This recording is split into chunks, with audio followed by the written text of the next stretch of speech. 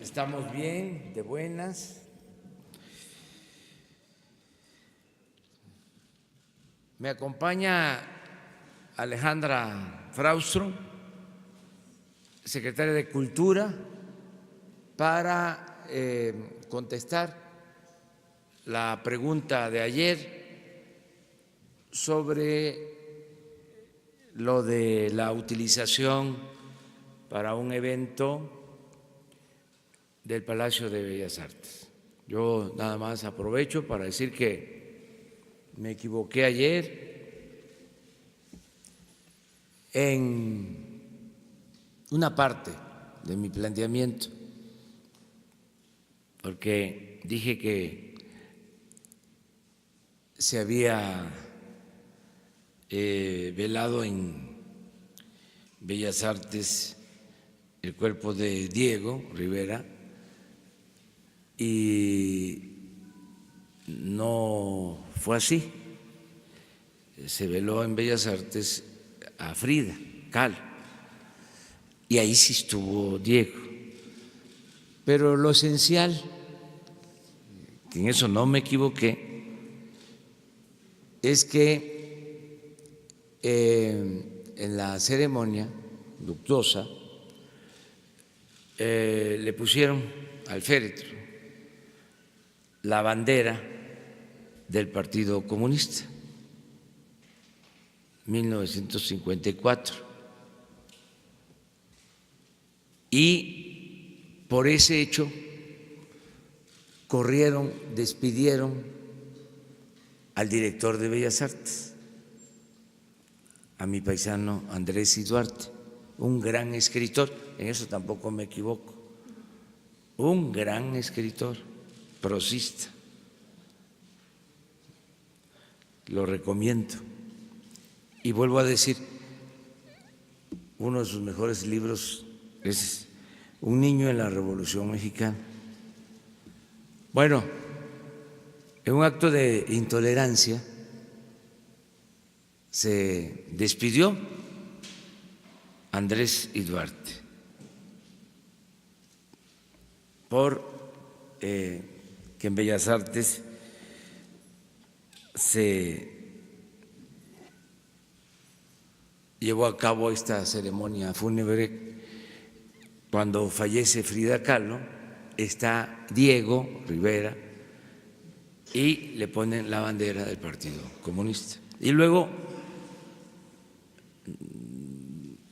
en tiempos recientes, relativamente hace poco, cuando gobernó el licenciado López Portillo, pasó algo parecido. En una imprenta de Bellas Artes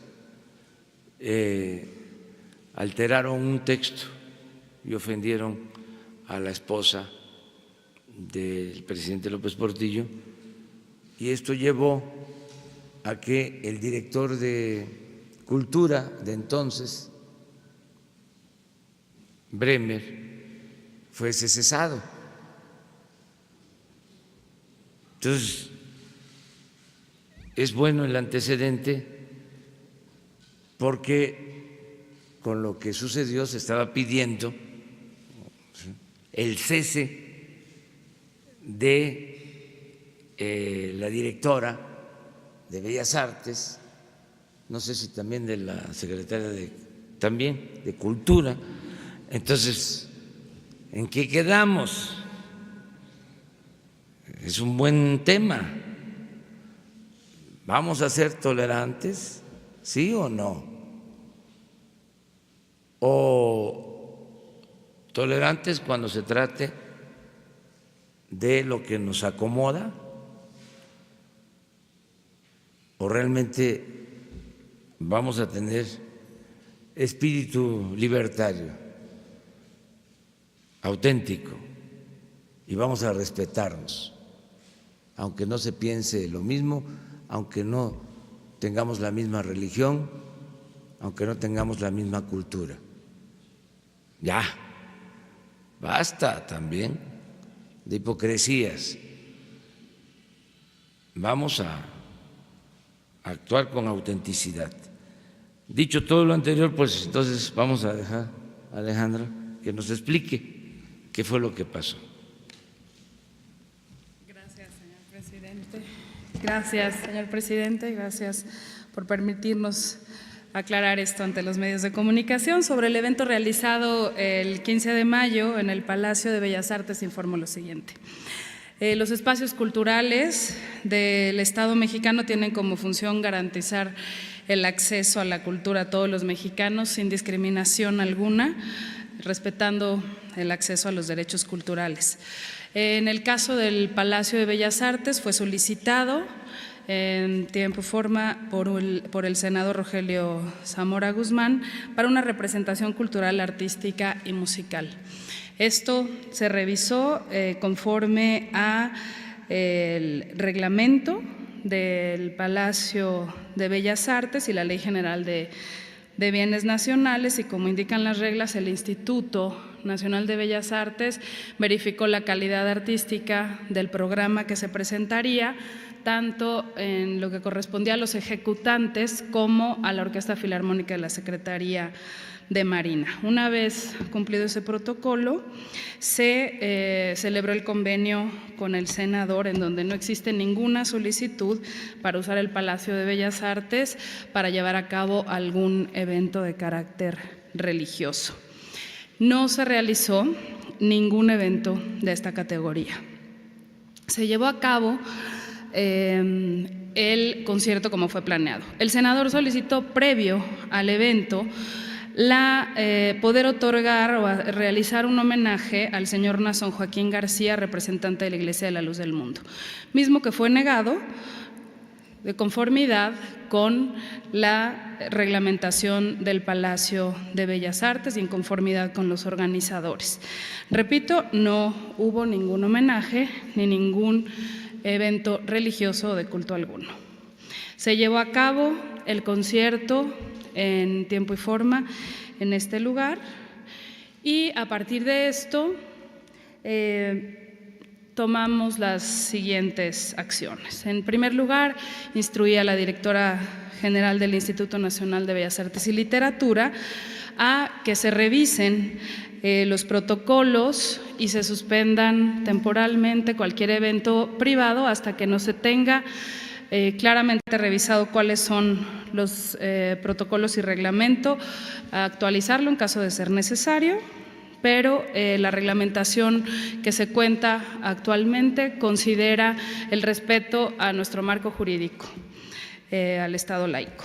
Asimismo, le solicité dar vista al órgano interno de control en caso de que algún servidor público hubiera incurrido en alguna falta y atender a los cuestionamientos que la opinión pública tuviera al respecto. La Secretaría de Cultura refrenda el respeto al Estado laico, a nuestra diversidad cultural, hacer una política de cultura 100% incluyente, donde nadie quede atrás, donde no exista la discriminación y exista, en principal lugar, el reconocimiento a la diversidad cultural que somos como país. Somos un gobierno que defiende las libertades y en este sentido no perseguiremos a nadie, ni por sus ideas ni por sus prácticas. La cultura es el espacio del diálogo donde nos encontramos todos y debe de servirnos para avanzar en esta transformación y en alcanzar la paz. Gracias y buenos días, presidente. Gracias. Bueno, pues ya está aclarado, pero si hay alguna duda, si no pasamos a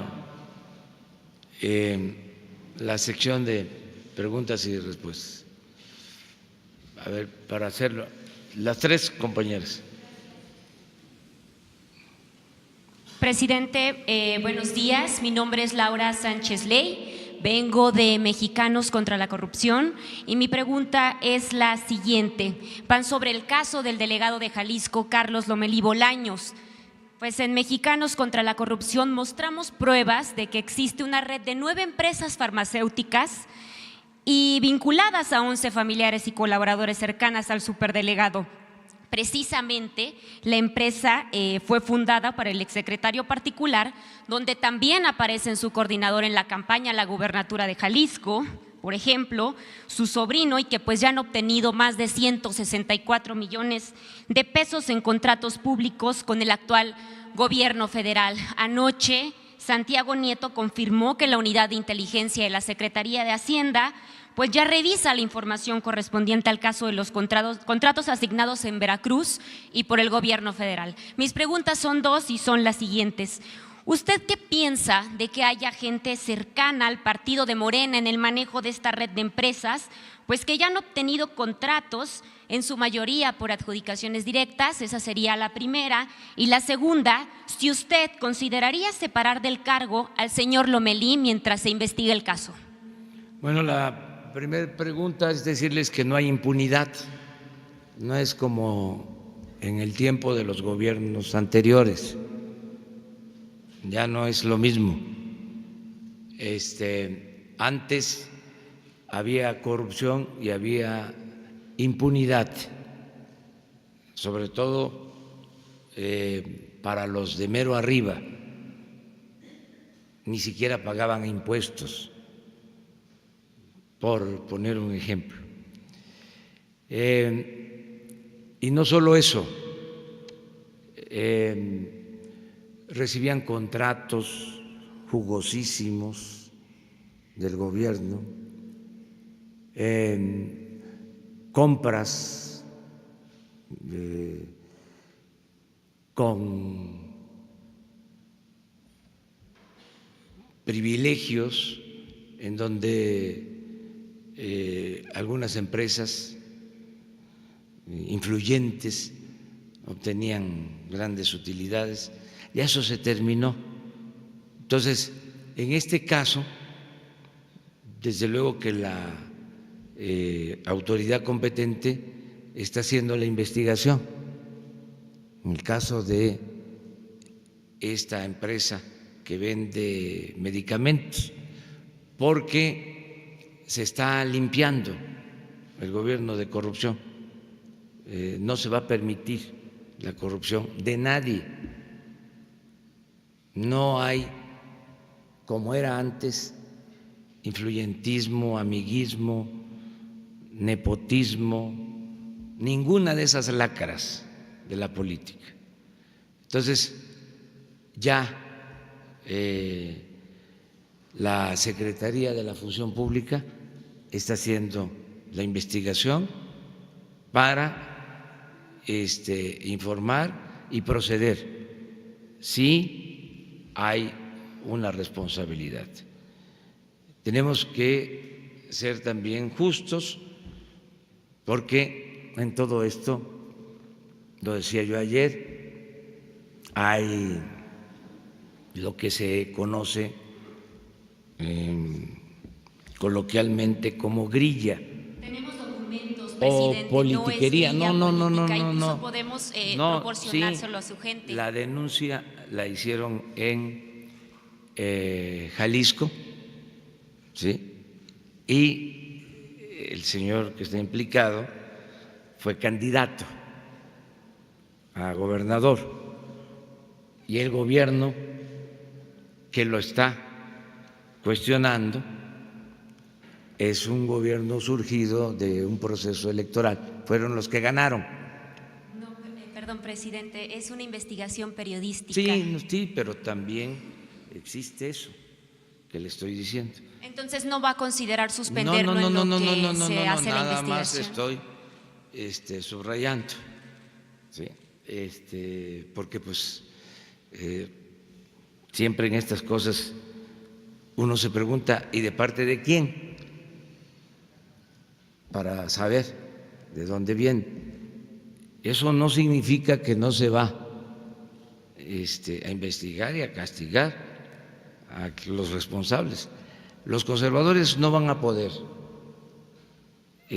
con nosotros en este aspecto, porque a diferencia de ellos, con todo respeto, nosotros actuamos con honestidad, y el conservadurismo se caracteriza, y sobre todo ese ha sido su distintivo en los últimos años, cuando han gobernado, de que son muy corruptos, y siempre se unen poder económico con poder político, se alimentan, se nutren mutuamente. Entonces, cero corrupción, sea quien sea.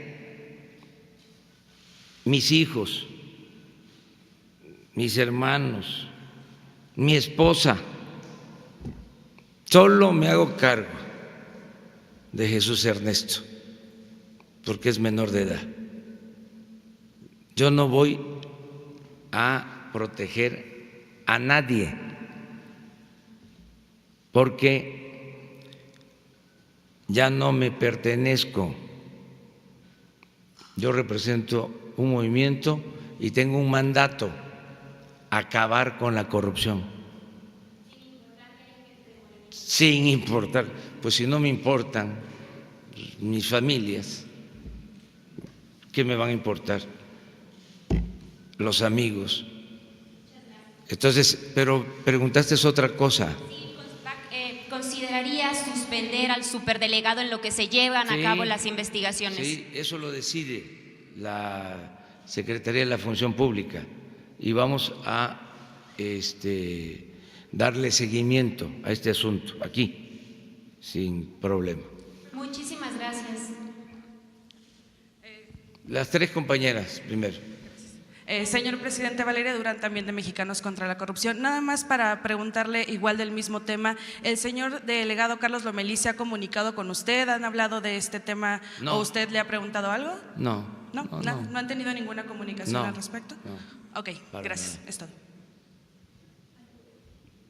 Muy buenos días, señor presidente. Melina Ochoa, de Uno TV. Preguntarle acerca del presidente Donald Trump, que ayer afirmó que está muy decepcionado de que México no esté haciendo nada respecto a evitar inmigrantes ilegales que lleguen a la frontera sur, que la actitud de México es pues que todos entren al país americano y que los estadounidenses paguen los costos asociados con la migración ilegal.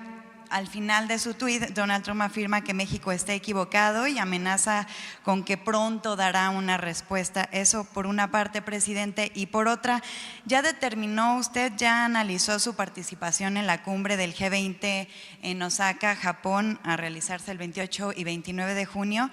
O pues que lo represente el secretario de Relaciones Exteriores, Marcelo Ebrard Casaubon.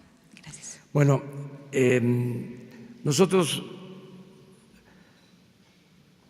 reiteramos que queremos mantener buenas relaciones con el gobierno de Estados Unidos, que son buenas las relaciones con el gobierno de Estados Unidos, muy buenas. Tan es así que hace poco nuestros negociadores, en particular Jesús Seade, logró que se quitaran los aranceles al acero y al aluminio que se produce en México, que fue algo muy importante para la industria nacional. Y eso fue apenas hace 4 o 5 días. Entonces, son muy buenas las relaciones. Mientras hay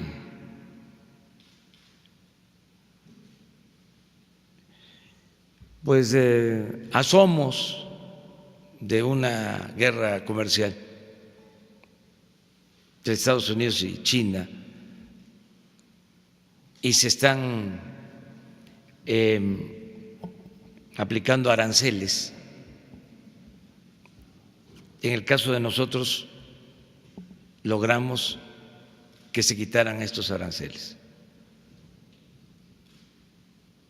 que es algo muy bueno. Nos falta lo del tomate, ya estamos trabajando en eso,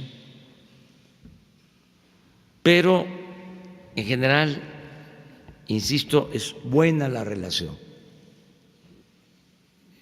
y no vamos a pelearnos. Para que haya pleitos, para que haya un pleito se necesitan dos. Nosotros no queremos pleito. Queremos cooperación para el desarrollo. Y estamos manteniendo una comunicación permanente, entendiendo las preocupaciones que tienen, atendiendo peticiones que están formulando, pero siempre en un ambiente de amistad, que es lo mejor. Estoy, no solo por mis convicciones y mi oficio, actuando así, sino estoy mandatado por la mayoría de los mexicanos para no pelearnos con el gobierno de Estados Unidos.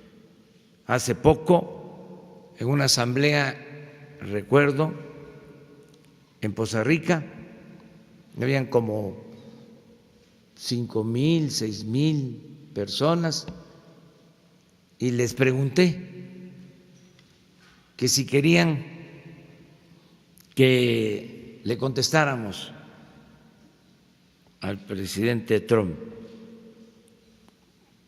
sus mensajes o que actuáramos con prudencia.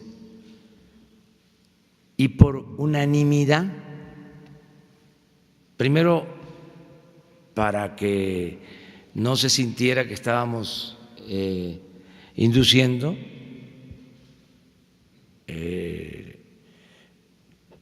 el proceso de consulta, que se cuestiona mucho que a mano alzada lo resolvemos todo, porque no le tienen respeto a nuestro pueblo. Nuestro pueblo es sabio, entonces menosprecian al pueblo, piensan que cualquiera puede manipular al pueblo, porque esa era la mentalidad que existía. Llegaban a decir, el pueblo no existe. Los que contamos y decidimos somos los políticos. Estaban, pero muy perdidos con esa concepción.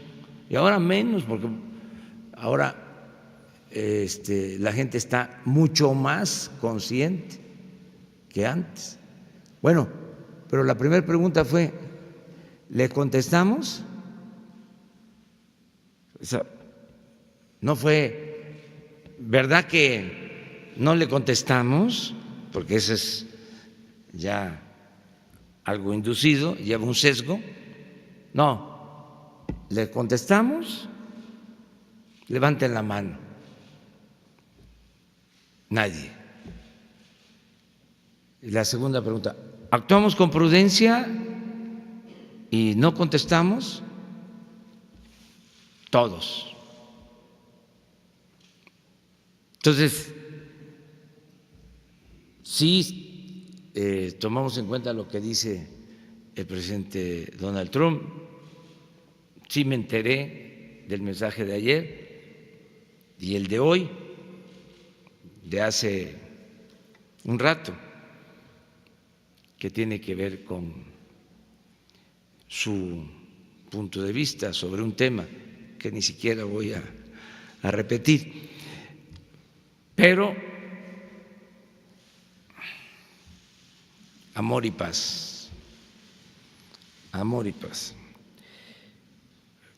Lo otro, sobre su participación en el G20 en Japón. Lo estoy analizando, todavía no lo resuelvo, pero está la opción de que pueda representarnos el secretario de Relaciones Exteriores, que le tengo toda la confianza y es un político y diplomático de primer orden. que nos representa muy bien, pero todavía no decidimos. Falta una compañera. Ah, no, ya están las tres. Ahora usted. Mi nombre es Hans Salazar, de ZMG Noticias. Buen día. Sobre la renuncia de Germán Martínez Cázares al IMSS, le planteó previamente sus inquietudes que reflejó en su carta de renuncia. ¿Tuvo algún diálogo? ¿Le expresó pues lo que se dio el día de ayer previamente, antes de que se diera? Otra, en este tema, ¿ya tiene sustituto para el IMSS? ¿Ya pensó en alguien o eso lo está procesando? ¿Es cierto el férreo control de Hacienda, como lo planteó en su renuncia? Y bueno, y finalmente, ¿no cree que esta situación pueda generar tensiones en el gabinete con lo que las razones que plasmó el hoy exdirector del IMSS? Serían mis preguntas. Bueno, mire, yo lamento el que Germán haya renunciado al IMSS y al mismo tiempo considero que está en su derecho, que somos libres y que nosotros queremos que gobiernen mujeres y hombres libres, no subordinados, no peleles, gente sin criterio. Siempre lo he dicho y lo repito ahora, el mejor gabinete que ha habido en la historia fue el gabinete del presidente Juárez, y renunciaban un día sí y el otro también, y se enfrentaban entre ellos. Ocampo con Comonfort y Prieto y los otros integrantes del gabinete, porque en aquel entonces se decía, porque predominaban los hombres, ahora hay que decir también que eran, ahora hay que decir mujeres, hombres y mujeres, pero en aquel entonces se acuñó una frase según la cual eran hombres que parecían gigantes, ahora deben ser mujeres y hombres que son gigantas y gigantes. Bueno, se enfrentaban, le presentaban la renuncia al presidente, a veces la aceptaba, los convencía, a veces pues se iban, entraban otros, y fue el mejor gabinete. Claro, el presidente Juárez era un gran presidente, el mejor que ha habido en la historia, y les ganaba a todos porque tenía más experiencia. Era además el de más edad. Entonces sabía conciliar con todos, con Lerdo, con Iglesias, con Prieto, con Ocampo, con todos. Entonces había estas diferencias y había libertades, y imagínense lo que se hizo. Se venció a los conservadores y se expulsó a los extranjeros, porque se restauró la República con ese gabinete. Una gran hazaña. Imagínense lo que significó la separación en ese entonces de el Estado y de la Iglesia, el dar a Dios lo que es de Dios y al César lo que es del César. En ese entonces, la profundidad de esa reforma, ¿cómo lo lograron? Fue milagroso. Dicen algunos laicos, libres pensadores, que fue una chiripa. Yo digo un milagro, una cosa extraordinaria. Es una gran reforma, son de las reformas más importantes que han habido en la historia de la humanidad. Por eso es grande, grande, grande Juárez y los liberales. Entonces, ¿qué nos vamos a asustar? ¿Por qué nos va a dar temor el que haya una renuncia? Nada. Ya está el sustituto. Ahí va. No, a ver si la atinan. Bueno, ya va, dos. Tú dices Asa Cristina Laurel, ¿tú? Juan Ramón Alba, otro más. Hugo López Gatell y Fernando Maya. ¿Cómo? Hugo López Gatell y Fernando Maya. Fernando Mayán, ¿y quién? Hugo López Gatell. Hugo López Gatell. Bueno, 4. Pedro Salmerón. Hasta ahí quedó ya. Ya quedó.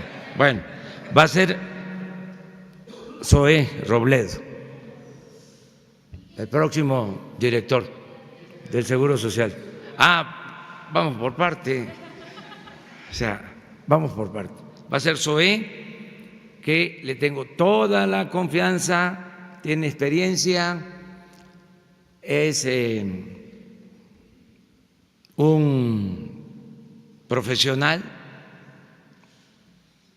politólogo, fue diputado federal, senador, es subsecretario de Gobernación, es un hombre progresista, honesto, de modo que ya está atendido este asunto y ya mañana les informamos sobre quién sustituye a Zoé. Sí, Zoé es uno de los mejores servidores públicos que tenemos. Es de lo mejor. Por eso lo invité a participar. Ante la crisis que se vive en el instituto, lo que dijo ayer Germán Martínez, la gente se sigue quejando de que no haya atención. Sí, pero así nos dejaron el gobierno en crisis, los que se dedicaban a saquear y a robar, los conservadores de los gobiernos anteriores, del periodo neoliberal, pero vamos a sacar adelante al país. Va a lograrse el renacimiento de México. Ayer di 2 datos, de esos que no aparecen mucho en los medios. Creció la inversión extranjera en la bolsa 27% en 4 meses. Lo voy a repetir. En 4 meses creció la inversión extranjera en la Bolsa de Valores de México en 27%. 2, porque también no lo vi publicado, mucho menos en las columnas. Va el segundo dato. Fuimos ayer a el campo Izache. Es un campo petrolero que nos va a permitir extraer en 2-3 años hasta 80,000 barriles diarios de petróleo ligero. Ya está produciendo, porque apenas son 2 pozos, pero se van a perforar 50 en el campo. En 2 pozos, 3,200 barriles diarios. Para que tengan una idea de lo que esto significa, 20 campos así significaría aumentar la producción petrolera al doble, con 20 campos así. ¿Y saben cuántos campos estamos trabajando? En los que hay exploración y ya perforación de pozos, ya con contratos, no en planes, sino ya con contratos con las empresas perforadoras, 21 campos más.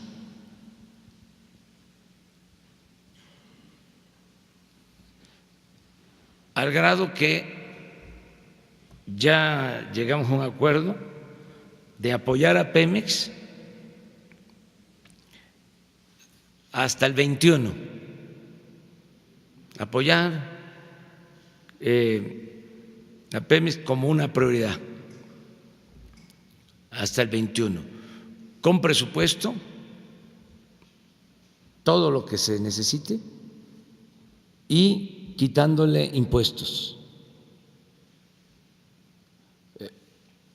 para que tenga más recursos de inversión, porque antes se le exprimía a Pemex todo lo que obtenía la empresa, se le quitaba para la hacienda pública, para la conformación del presupuesto. Ahora le vamos a dejar fondos suficientes, hasta la mitad del gobierno, para que Pemex,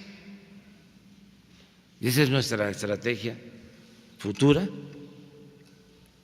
para que Pemex apoye el financiamiento del desarrollo de México en la segunda parte del gobierno.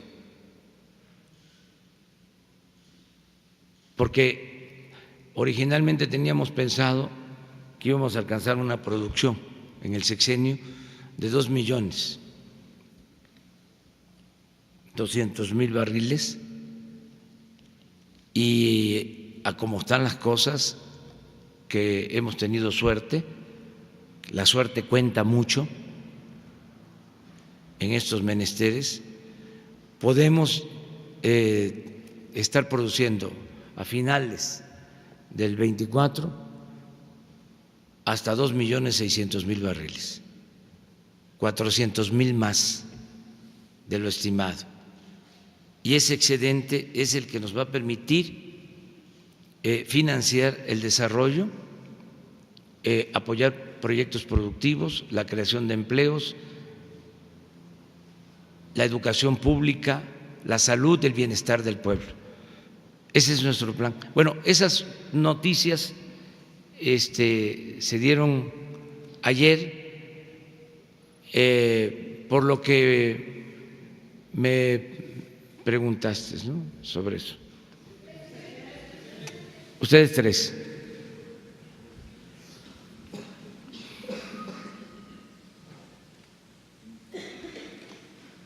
Buenos días, presidente. Yoselín Gutiérrez, de Político.mx. Para retomar la línea de Germán Martínez, le comentó algo el secretario de Hacienda, Carlos Ursúa, respecto a la carta del exdirector del IMSS.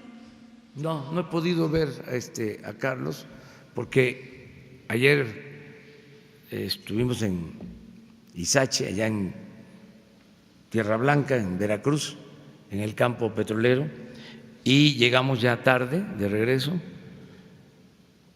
Hoy posiblemente lo vea porque tenemos reunión para atender los programas de bienestar. Mañana sin falta, porque mañana vamos a ver proyectos estratégicos, Tren Maya, Istmo, aeropuerto, la comunicación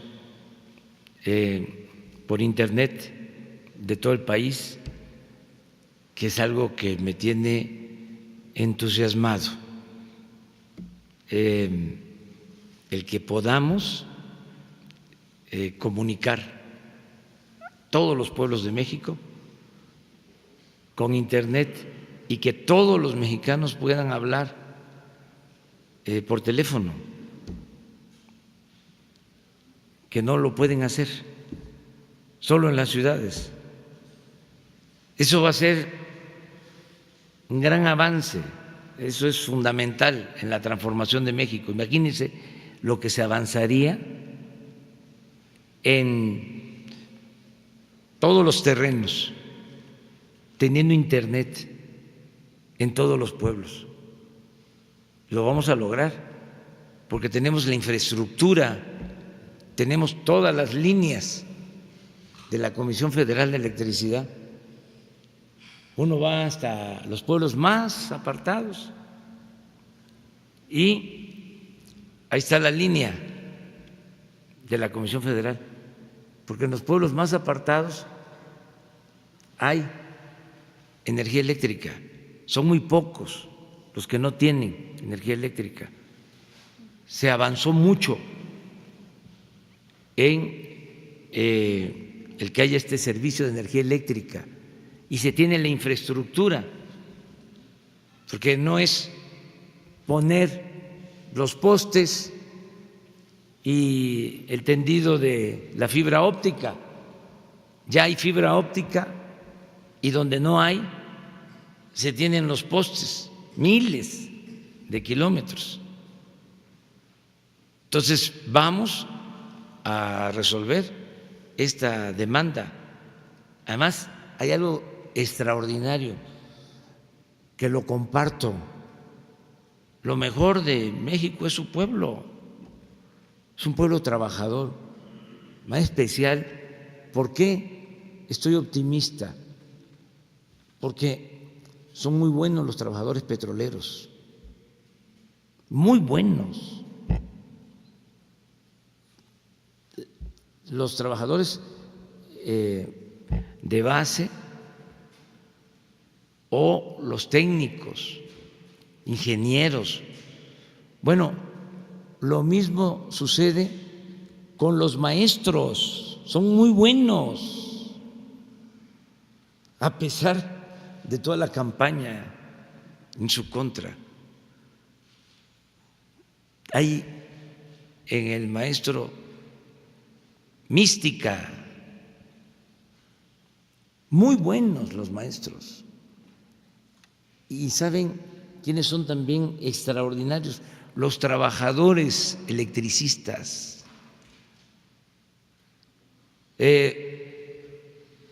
Si hay vientos, si los árboles afectan una línea de transmisión de energía eléctrica, se quema un transformador, ¿saben cuánto tiempo lleva repararlo para que vuelva a haber energía eléctrica en una población? Cuando mucho, un día, cuando mucho. Ahí están las brigadas de trabajadores. Y eso pasa desapercibido, porque nos acostumbramos a que pues nada más prendemos la luz o abrimos la llave del agua. ¿Sí? ¿Y los trabajadores qué? ¿Quiénes hacen eso? Entonces, es un tesoro.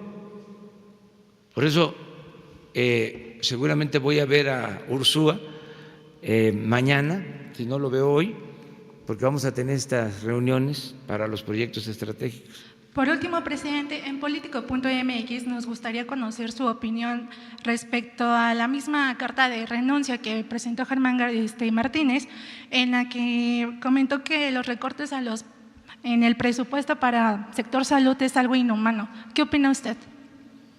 Pues que respeto su punto de vista, pero pues no lo comparto. Muchas gracias, presidente. No voy a polemizar. Sí, fíjense que estoy planteando que no me quiero pelear. No nos vamos a pelear con el presidente Trump, menos me voy a pelear aquí pues con Germán. O sea, se van a quedar con las ganas. Presidente, buenos días. No ustedes, sino los adversarios. Sí, no, es una asignatura pendiente, porque es el peor servicio, así como estoy hablando de que es ejemplar lo que tiene que ver con el servicio de energía eléctrica, así es muy malo el servicio de salud, eso que llaman seguro popular ni es seguro ni es popular. No hay médicos, no hay medicamentos, una gran corrupción, una compra de medicamentos, ya lo hemos hablado aquí, tan solo en el seguro. El año pasado, una empresa,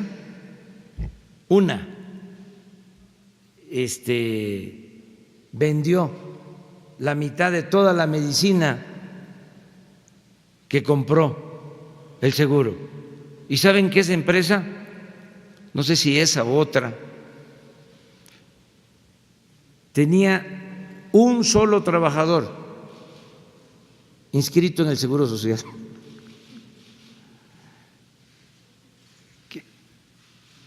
Una cosa increíble. Entonces, estamos barriendo de corrupción y es lo que sucedió en cuanto a la compra de los medicamentos para la atención del SIDA, de enfermos.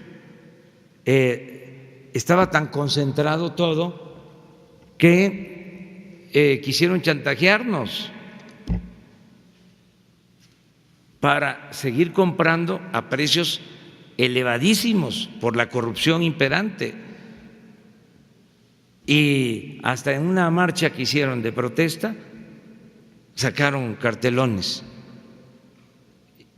diciendo de que íbamos nosotros a desatender a los enfermos, que éramos inhumanos, porque no vamos a permitir la corrupción y chantajes tampoco.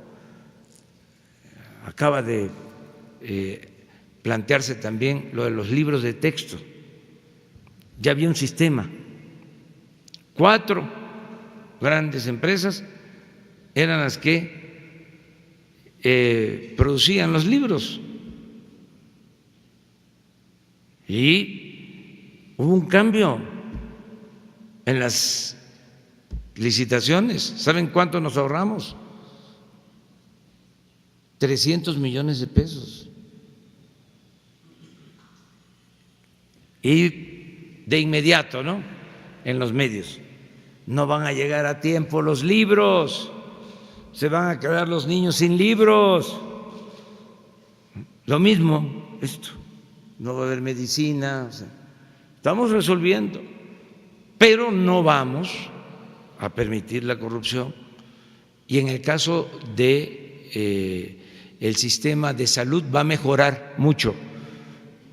Va a mejorar el sistema de salud para derechohabientes del seguro y del ISSSTE, porque está mal, tanto en el ISSSTE como en el seguro.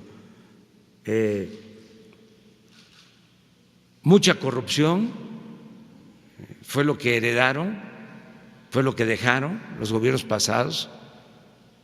Sería muy bueno que se investigara a los políticos que vendían medicina o a los medios de comunicación que vendían medicina. Eso sería muy bueno. Y no solo eso, sino falta de instalaciones, la atención de enfermos en pasillos, porque no terminaron las obras, centros de salud, hospitales, obras que quedaron abandonadas. Estamos hablando de cientos de hospitales inconclusos por todo el país. Entonces, todo eso lo tenemos que resolver y pedirle el apoyo a los trabajadores del sector salud, a enfermeras, a camilleros, desde luego a los médicos, que nos ayuden. Vamos a sacar adelante al seguro, al ISSSTE, y se va a crear el Instituto de la Salud para el Bienestar, que va a tener como propósito atender a la población abierta, a la población que no es derechohabiente, y la población que no es derechohabiente, que es la más abandonada, la más pobre, va a tener atención médica y medicamentos gratuitos, y no solo el llamado cuadro básico, todos los medicamentos. Ese es el propósito, es un compromiso que he adquirido. Va a mejorar mucho el sistema de salud. Y pueden haber diferencias entre Hacienda y el seguro, Hacienda y el ISSSTE, Hacienda y la Secretaría de Salud, pero ya hay una decisión tomada y se va a cumplir. El que se respete, que se haga realidad el artículo 4 de la Constitución, el derecho del pueblo a la salud. Y en eso estoy. Entonces, lamento que se haya presentado esta renuncia, pero el plan continúa, porque esa es tu pregunta, y yo espero que muy pronto entreguemos ya buenas cuentas. Presidente, buenos días. Dos preguntas con respecto al estado de Hidalgo, la tierra donde nació el general Felipe Ángeles. ¿Qué sucederá con las 700 hectáreas acéfalas donde se iba a construir la refinería Bicentenario que dejó pues ahí en el aire Felipe Calderón, y además una deuda de 1.500 millones de pesos? Ese es con un tema de respecto a Hidalgo. La segunda, usted en el 2006, cuando era candidato a la presidencia de México, acudió al municipio de San Agustín Tlaxiaca, en Hidalgo, por supuesto. Ahí hay personas que de 10 años para acá han muerto 300 personas, consecuencia de la ingesta de agua contaminada por arsénico y plomo. ¿Cuándo va a regresar a ese municipio para auxiliarlos y resolver ese problema que beben agua contaminada porque se sigue transportando a través de tubos de asbesto, y que fueron implementadas esas obras, la Comisión Federal de Electricidad y la de Agua en el 68 con el entonces presidente Díaz Ordaz? Es la primera pregunta, y la segunda, si me contesta, por favor. Bueno, pues te contesto esto último. Voy a ir ahí, de nuevo. Voy a regresar. Hago ese compromiso a ver lo del agua. Y siempre he ayudado. Me siento orgulloso, por ejemplo, de haber respaldado un movimiento en Hidalgo, en Zimapán, para no permitir un basurero tóxico. participé, ayudé. Y mencionaste lo de la refinería. Sí, la refinería se quedó la barda perimetral, sí. 700 hectáreas están acéfalas. Los campesinos fueron despojados de sus terrenos a un costo bajísimo. Les prometieron a sus familiares y a ellos trabajos pues que nunca llegaron, y Calderón dijo que iba a construir 3 refinerías y al final pues dejó deudas por doquier, además de los 65,000 muertos en su administración. Bueno, pues también es un timbre de orgullo poder decirles a ustedes que fui el primero, y hay que ir a las hemerotecas. Fui el primero que dije que no iban a terminar esa refinería y que cuando mucho iban a hacer la barda. Fui el primero que lo dije. Y podría decir, duele tener la razón. ¿Qué va a hacer con ese terreno? Vamos a buscar la forma de darle uso. Se está hablando de que pueda servir para almacenar combustible, para un centro de distribución de combustible, porque está en un lugar estratégico para distribuir gasolinas, un centro de acopio de gasolinas para distribuir en la región, darle un uso al terreno. Ahí tenemos que resolver, porque quedó a medias en la refinería. No solo no se hizo la refinería nueva y solo hicieron la barda, sino que empezaron a hacer una planta nueva para exprimir más el crudo y obtener más petróleo, más gasolinas. Una planta de coque que la comenzó Odebrecht ahí y la dejaron inconclusa, y para terminarla, lo que nos permitiría tener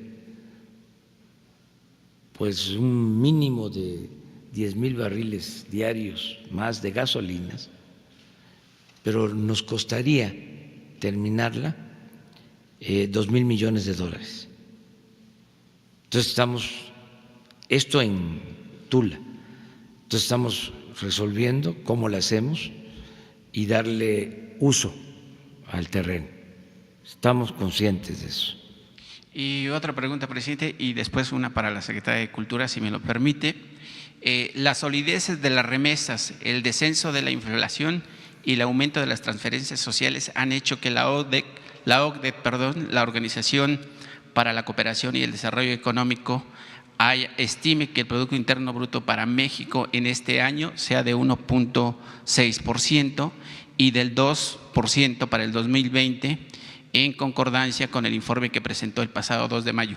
¿Cuál es su estrategia de su gobierno o cuál es el as de la manga para que alcance ese 4%, que bueno, a sus adversarios se había dicho que no los va a alcanzar, pero ahora la OCDE sale con este informe? Pues yo sigo sosteniendo el mismo pronóstico de que vamos a ir creciendo. No descarto el crecer 2%. Ayer, en una encuesta de un banco a economistas, de 1.5 nos bajaron a 1.4.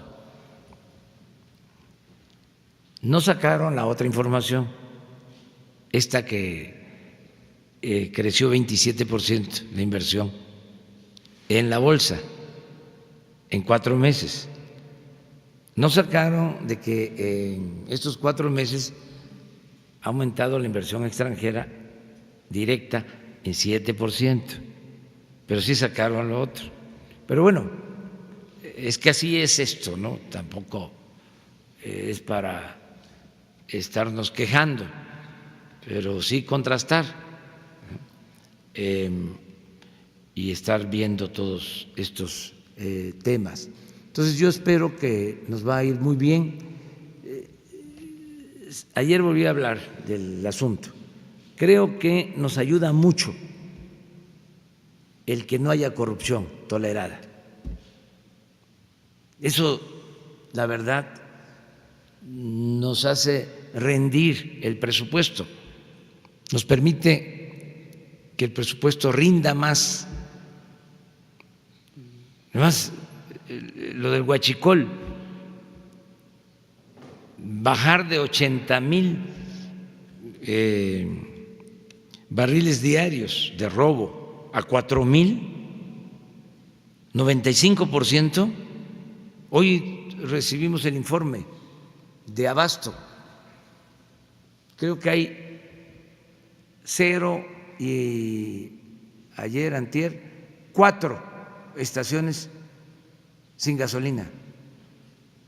De las más de 12,000, ¿se acuerdan cómo estaba la crisis? Llegamos a tener la mitad en el país de las gasolineras sin abasto. Ya tenemos algo que nunca dije en su momento por una cuestión estratégica y también porque tienen que andarse cuidando, porque a los conservadores no les importa nada. ¿Qué les va a importar que le vaya mal al país? No se olviden, los conservadores fueron a buscar a Santana luego de que nos arrebataron más de la mitad de nuestro territorio, en buena medida por culpa de Santana. Los conservadores fueron a traerlo de nuevo para que regresara, y Lucas Alamán, los ideólogos del conservadurismo, le decían: no se preocupe, regrese, ya pasó todo. Nosotros controlamos la opinión pública porque tenemos en nuestras manos el control de la prensa. Y trajeron a Santana y fue el acabose.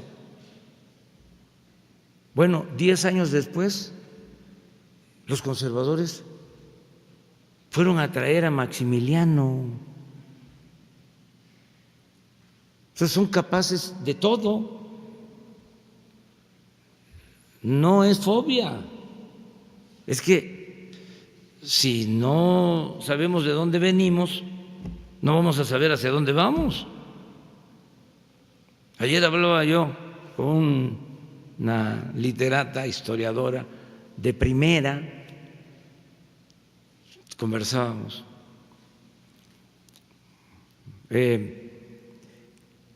Y está haciendo una investigación sobre dónde se formaron los militares golpistas que asesinaron a Madero. ¿Dónde se formaron? En la guerra del Yaqui, en la guerra contra los maíz, Blanquet, Huerta, Reyes, todos ellos. Entonces, si no conocemos la historia, y la pregunta que nos hacíamos es: ¿cómo Madero, porque era muy bueno, el apóstol de la democracia, cómo confió en ellos? Sí, lo iban a traicionar. Pues ese es el conservadurismo. Entonces hay cosas que no se pueden decir porque son capaces de todo. Yo no dije cuando la crisis que llegamos a tener reservas de gasolinas solo para una semana. Y ahora tenemos reservas de 20 días. Es decir, combustible suficiente en el país, que no es los barcos, sino lo que se tiene disponible. Por eso también la prudencia en las relaciones internacionales. Imagínense que en una circunstancia así, toco madera, decidan no vendernos gasolinas.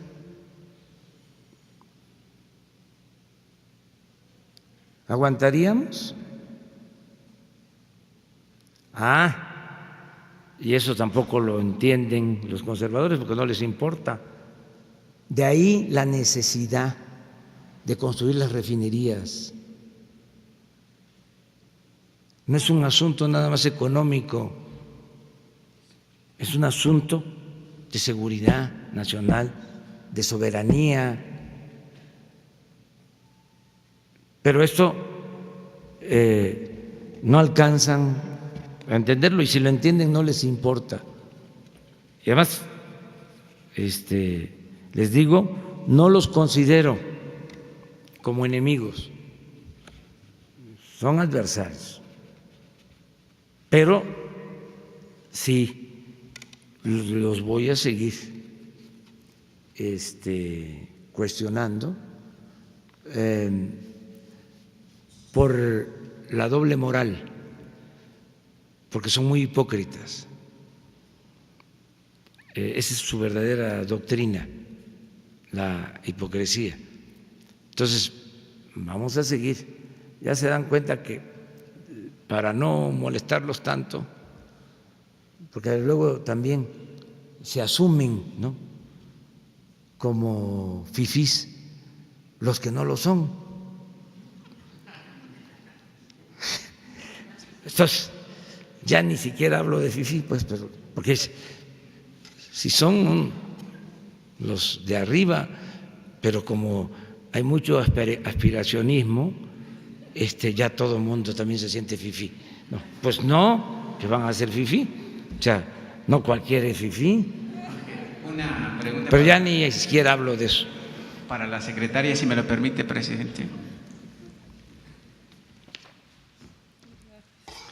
Amén del espectáculo que se ha generado por el tema de Bellas Artes, yo quisiera preguntarle, secretaria, si va a haber una depuración o ya a su llegada a la secretaría ha visto pues personal que pues está cobrando ahí honorarios sin acudir o están de aviadores. Se lo digo porque en la administración, al inicio de la administración de Vicente Fox, Sari Bermúdez, amiga personal de Marta Fox, repartía a diestra y siniestra sueldos de 30, 40, 60, 70, hasta 80 mil pesos para las secretarias, las esposas de los diputados, senadores, y que no acudían a sus labores y por supuesto sí iban a cobrar. Quisiera saber si va a haber una depuración de ese personal que no sé si exista o se quedó ahí perenne, o usted ya empezó a hacer una revisión dentro de la Secretaría de Cultura, y también qué va a pasar con los teatros que están atrás del Auditorio Nacional, que muchas veces estaban cerrados por no tener una actividad cultural, que finalmente la cultura es una palanca de desarrollo de este país. Gracias. Desde el inicio de esta administración, por instrucción del presidente, realizamos un análisis puntual de la Secretaría hacia adentro para evitar duplicidades, para concentrar las funciones en las personas que están trabajando dentro de la Secretaría. Es una Secretaría que nace hace poco tiempo, pero que tiene dos pies muy añosos, como son el Instituto Nacional de Antropología e Historia y el Instituto Nacional de Bellas Artes y Literatura. y se buscó desde el análisis, desde el inicio de la administración, que desde el sector central y los institutos, que se concentraran las actividades en rigurosamente cumpliendo con el plan de austeridad que marca la administración.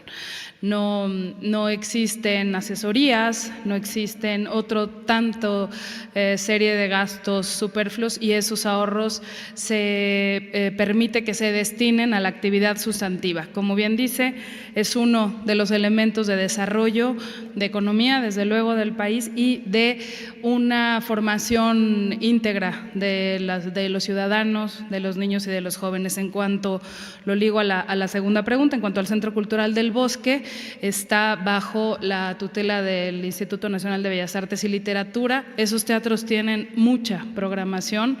De hecho, una de las cosas que se está trabajando como uno de los principios de este gobierno es darle vida a la infraestructura cultural existente y redistribuir esa riqueza cultural que se concentraba mucho en la ciudad. Hay muchas obras, por ejemplo, de teatro que se hacen para esos teatros o los teatros públicos de la Ciudad de México, y que tienen muy corto tiempo de programación porque hay una gran demanda de estos espacios, y la idea es redistribuir en otros estados de la República y recibir también lo que sucede en otros espacios. El Centro Cultural del Bosque entra dentro de este nuevo proyecto también del Bosque de Chapultepec y está plenamente atendido. Una más.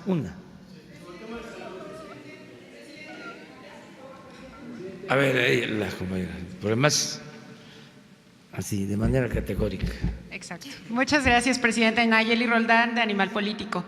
De acuerdo con el informe trimestral de gasto de la Secretaría de Hacienda, se tenían previstos 1.400 millones de pesos para programas de atención en salud y medicinas a las regiones más pobres del país, a los más desfavorecidos. Sin embargo, no se ha entregado un solo peso de ese presupuesto.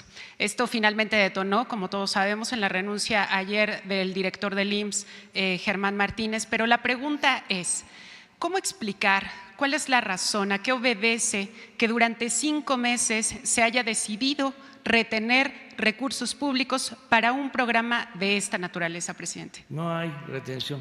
En la cuenta pública está en los informes de Hacienda. Están en ceros la entrega. Hay que aclararlo. Se están transfiriendo todos los fondos.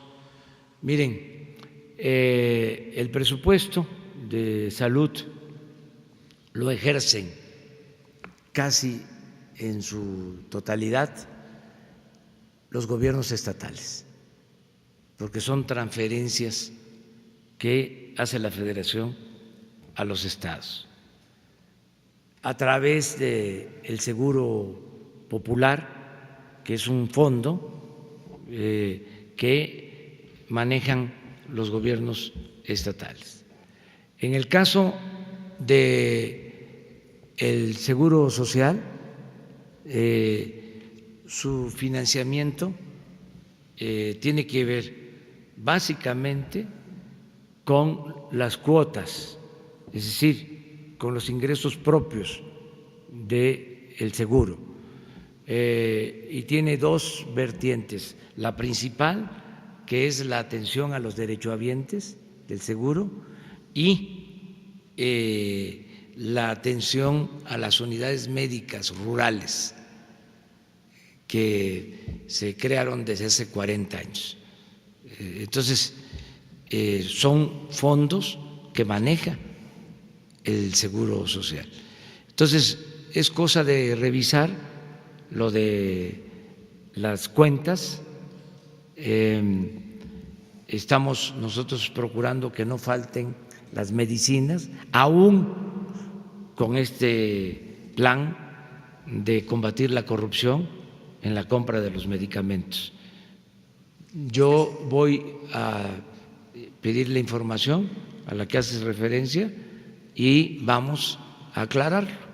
Claro, porque no es el único aspecto en donde no se han entregado recursos. El que le menciono es IMSS Bienestar, que es del ramo 12 del sector salud en específico. Seguro Social. Exacto, y ese depende directamente de la entrega de Hacienda a las unidades del IMSS? Lo vamos a revisar, lo vamos a ver. Mire, cuando uno está de servidor público y está de por medio la atención a la gente, la justicia, uno lucha y hace valer la justicia, lucha con convicción. O sea,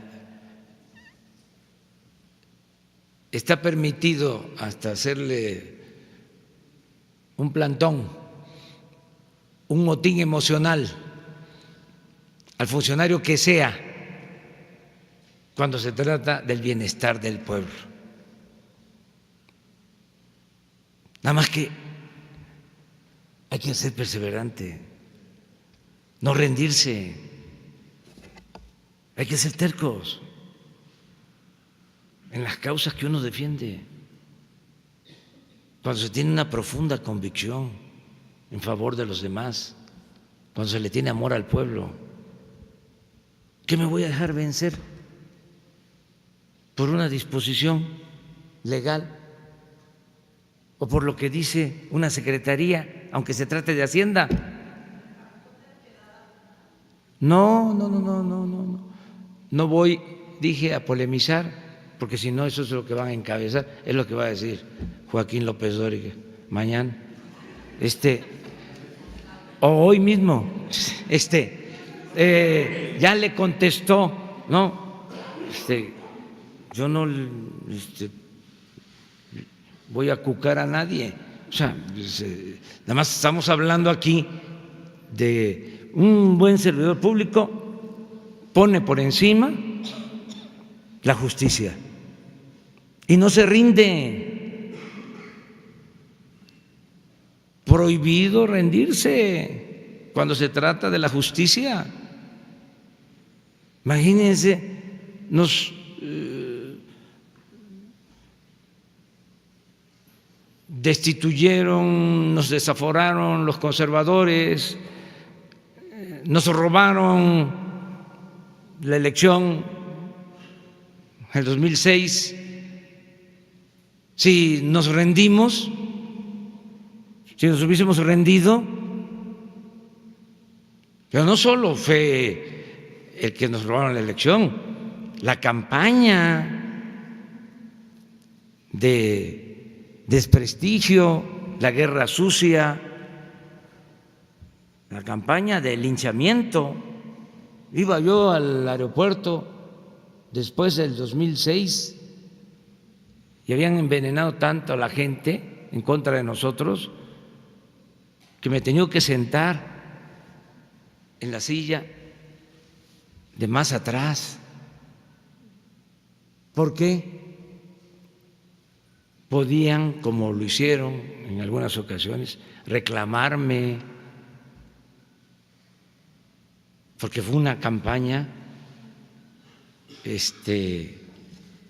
infame. Luego de que nos robaron, desataron toda una campaña de desprestigio y aguantamos todo.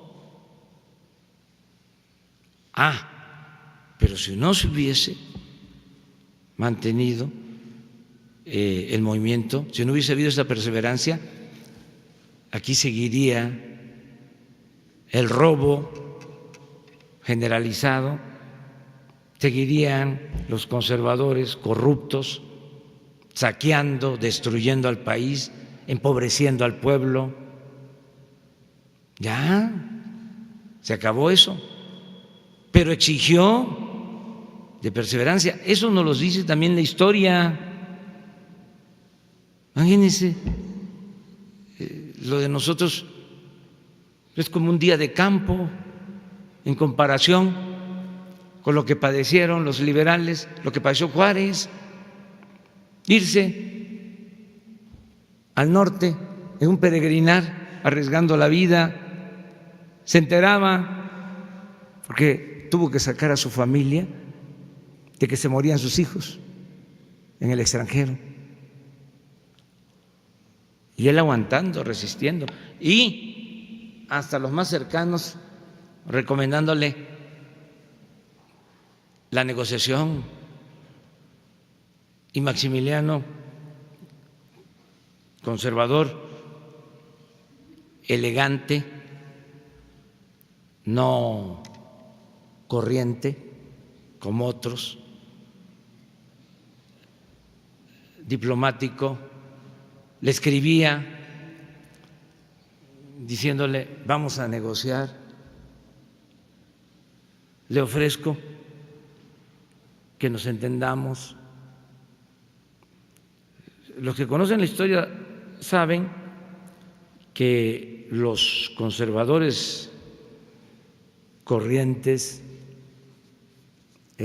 ramplones, hasta se sintieron traicionados por Maximiliano, porque pensaban que de inmediato iba a modificar las leyes de reforma y buscaba el acuerdo y le decía: vamos a negociar y ustedes tendrán cargos en el gobierno. Y la respuesta de Juárez siempre fue: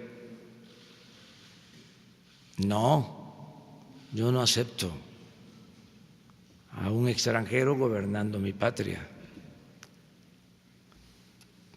Pero esa perseverancia fue la que llevó a la restauración de la República.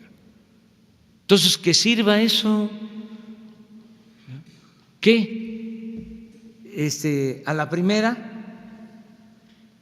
vamos a decir: está muy difícil, qué barbaridad, así no podemos, ¿sí? Ya me voy. A mí me gustaría dedicarme a la investigación histórica, me fascina la historia. ¿Sí? Y por qué no la academia, ¿sí? Y la investigación, la docencia, el periodismo, que es un noble oficio, pero pues me tocó esto, y vamos hacia adelante. Adiós, adiós.